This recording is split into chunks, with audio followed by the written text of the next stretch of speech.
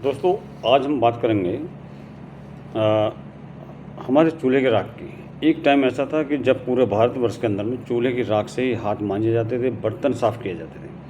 लेकिन उस वक्त हम लोगों को कहा जाता था गँवार, कि भारत के लोग गँवार हैं, इसलिए चूल्हे की राख को बर्तन साफ़ करने के लिए, हाथ मांजने के लिए काम में लेकर के आते हैं। लेकिन आज वही राख सेम बिल्कुल कोई चेंज नहीं, कुछ नहीं। हाँ, सिर्फ उसको अच्छी तरह से पैक कर दिया गया है, उसकी पैकिंग बड़ी सुंदर बना दी गई है और वो 1 किलो राख करीब 100 रुपये की आपको किसी मॉल के अंदर मिल जाएगी।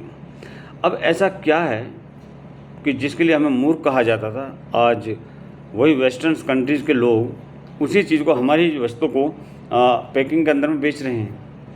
असलियत में जो चूल्हे की राख है ना, वो एक तरह का हैंड सैनिटाइज़र है।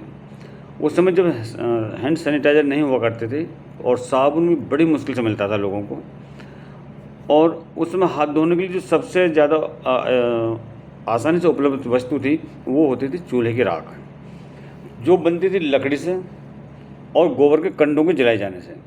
चूल्हे की जो राख है, उसका कुछ रासायनिक संगठन है, कुछ ऐसा है कि वो शायद आपके सैनिटाइज़र से भी बेहतर है। चूल्हे की राख का अगर हम वैज्ञानिक विश्लेषण करें तो इस राख में वो सभी तत्व पाए जाते हैं जो वो पौधों में भी उपलब्ध होते हैं। इसके सभी मेजर तथा माइनर एलिमेंट्स पौधे या तो मिट्टी से ग्रहण करते हैं या फिर वातावरण से ग्रहण करते हैं। इसमें सबसे अधिक मात्रा में होता है कैल्शियम। इसके अलावा इसमें होता है potassium, aluminium, magnesium, iron, phosphorus, manganese, sodium और नाइट्रोजन। कुछ मात्रा में इसमें zinc, boron, copper, lead, chromium, nickel etcetera काफ़ी सारी चीज़ें होती हैं। राख में जो मौजूद कैल्शियम और पोटेशियम के कारण इसकी पीएच जो होता है, इसका राख का जो पीएच होता है, ये 9 से लेकर के 13.5 तक होता है। इसी पीएच के कारण जब कोई व्यक्ति हाथ में राख लेकर के उस पर पानी डालकर उसको रगड़ता है इस तरह से, तो ये बिल्कुल वही माहौल पैदा करता है जो कि साबुन के रगड़ने से होता है, क्योंकि साबुन भी एक सैनिटाइज़र की तरह हम यूज करते हैं और हमारी राख भी ऐसी ही है।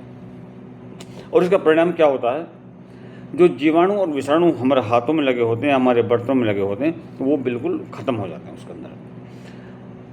अब हम देखते हैं कि सनातन धर्म के उस तथ्य पर जिस सारा संसार दुनिया अपना रही है, बल्कि अपनाने के लिए विवश हो गई है।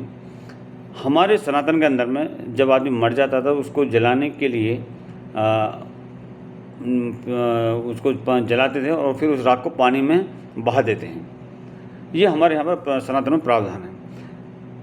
अब जब हम मृत व्यक्ति की जो देह की राख होती है, उसको पानी में मिलाने से पता क्या होता है कि वो पंच तत्वों में समाहित हो जाती है, पंच तत्वों में मिल जाती है। मृत देह को अग्नि तत्व के हवाले करते समय उसके साथ लकड़ियाँ और उपले भी लगाए जाते हैं, दोनों चीज़ों को मिक्स करके उसमें जलाते हैं। और जो राख पैदा होती है जलने के बाद में डेड बॉडी को, उसको जल में हम बहा देते हैं। जल में प्रवाहित की गई जो राख है वो जल के लिए डिसइंफेक्टेंट का काम करती है, बिल्कुल वो जल को साफ करती है।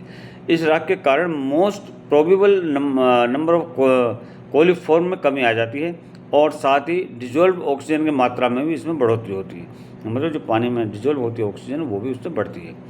वैज्ञानिक अध्ययनों से ये स्पष्ट हो चुका है कि गाय के गोबर से बनी राख डिसइंफेक्शन के लिए एक इको फ्रेंडली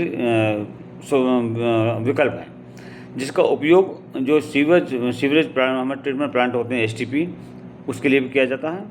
उस राख को, जो राख होती है उपले की लकड़ी, हम उसके अंदर भी इसको डालते हैं। आपने देखा होगा कि जितने भी ये STP प्लांट्स होते हैं उसके अंदर हम कोयला डालते हैं। कोयला डालो या राख डालिए, बात एक ही होती है। अब सनातन का जितने भी काम है, हमारे जितने भी क्रियाकलाप में, वो विशुद्ध रूप से साइंटिफिकली प्रूव्ड काम है वो। इसलिए सबसे निवेदन है कि सनातन को अपनाइए और स्वस्थ रहिए।